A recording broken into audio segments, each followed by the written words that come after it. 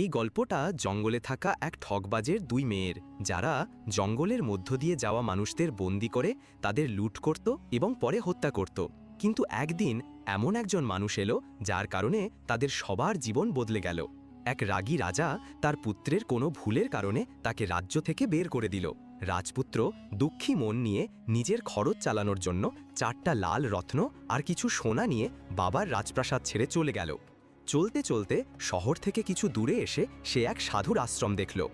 রাজপুত্র সেই সাধুর পাশে গিয়ে বসল। রাজপুত্রের মলিন মুখ আর দেহে দামি জামাকাপড় দেখে সাধু জিজ্ঞাসা করল, বাবা, তুমি কে আর এখানে কিভাবে এলে? রাজকুমার বলল, আমি রাজা চন্দ্রগুপ্তের ছেলে মহেন্দ্রগুপ্ত। আমার বাবা আমাকে দেশ থেকে বের করে দিয়েছেন, তাই আমি পরদেশে যাচ্ছি। সাধু মহেন্দ্রগুপ্তের কথা শুনে বলল, তুমি ভালো মানুষ আর পরদেশ যাচ্ছ বলে আমি তোমাকে 4টা কথা বলবো। তুমি এগুলো মেনে চলবে, পরদেশে এগুলো তোমার খুব কাজে লাগবে। প্রথম কথা, বিদেশে একা যাওয়ার চেয়ে দুজন যাওয়া ভালো।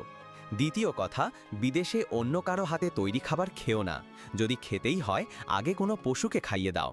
তৃতীয় কথা, বিদেশে অন্য কারো বিছানায় ঘুমিও না, যদি ঘুমাতে হয় আগে বিছানাটা ভালো করে ঝাড়ু দাও। চতুর্থ কথা, যদি কোনো শত্রুর ফাঁদে পড়ো তাহলে যতটা সম্ভব কোমলতা আর বুদ্ধিমত্তা দিয়ে কথা বলে তোমার উদ্দেশ্য হাসিল করো। সাধু বলল, আমার এই 4টা কথা সবসময় মনে রেখো। রাজকুমার বিদেশের পথে রওনা দিল। পথে পথে চলতে চলতে দিনগুলো কেটে গেল। তখন সে এক জঙ্গলে পৌঁছালো। সেখানে সে দেখল একটা ঈগল একটা কচ্ছপের বাচ্চাকে নিয়ে উড়ছে। হঠাৎ ওই বাচ্চাটা ঈগলের পা থেকে ছিটকে পড়ে গেল। রাজকুমার কচ্ছপের বাচ্চাকে দেখে কষ্ট পাচ্ছিল। সে মনে মনে ভাবল, এই বাচ্চাটাকে সাথে রাখা উচিত। বাচ্চাটা সাথে রাখার ফলে 2টা লাভ হবে।